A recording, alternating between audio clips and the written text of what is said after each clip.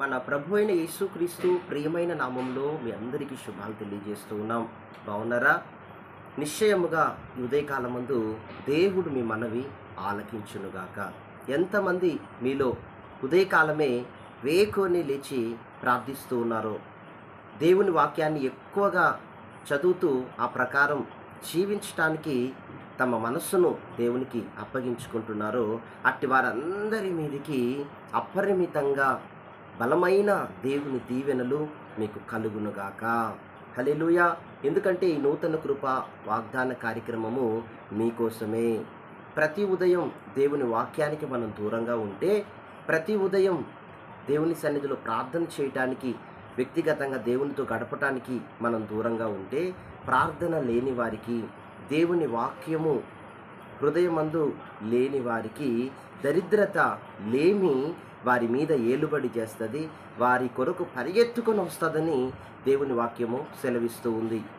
మనం చీమలను గనక చూసినప్పుడు అవి గొప్ప లెసన్ అవి మనకు నేర్పుతుంది.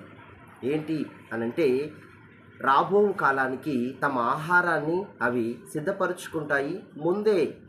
అట్లాగా దేవుని వాక్యము మూయబడే కాలం ఒకటి రాబోతోంది.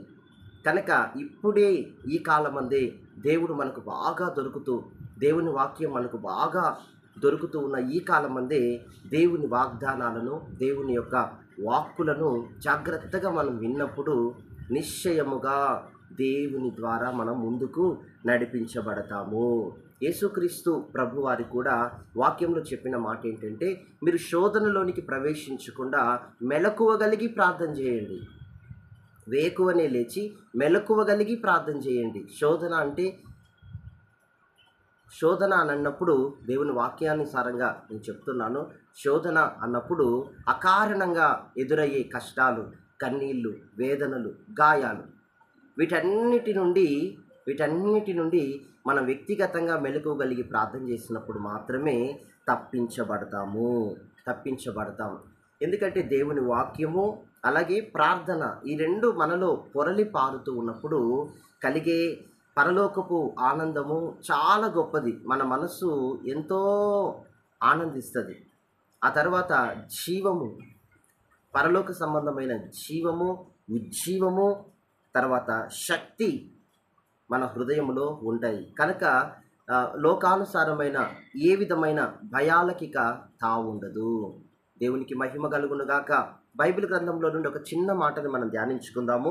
యోబు గ్రంథం 5వ అధ్యాయం 21వ వచనములో, నోటి మాటల చేత కలుగు నొప్పి నీకు తగలకుండా ఆయన నిన్ను చాటు చేయును, ప్రళయం వచ్చినను దానికి నీవు భయపడకుందువు. ఒక నిర్భయమైన జీవితం దేవునిలోనే అది సాధ్యమవుతుంది అనటానికి ఈ వాగ్దానమే ఒక చక్కని ఉదాహరణ.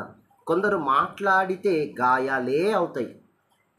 కొన్ని చోట్ల మనం బయటికి వెళ్ళినప్పుడు వ్యతిరేకతలు, అనగదొక్కడాలు, అవమానాలు, గాయాలు.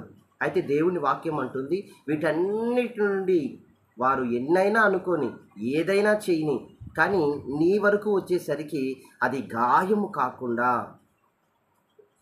నీ మనస్సు విరిగిపోకుండా, గాయము కాకుండా నేను నిన్ను చాటు చేస్తాను. ఆ సమస్య నీ మీద వచ్చి పడేలోపే నిన్ను చాటు చేస్తాను, నేను నిన్ను కాపాడతాను. దేవునికి మహిమ కలుగును గాక. ఆమేన్. గాయము కలగకుండా, నొప్పి కలగకుండా, ఏమాత్రం వేదన కలగకుండా దేవుని పిల్లలకు మాత్రమే ఇటువంటి కాపుదల ఇస్తానని దేవుడు ఉదయకాలం వాగ్దానం చేస్తున్నాడు. కనుక ధైర్యం తెచ్చుకో, నీ పని ముందుకు సాగించు.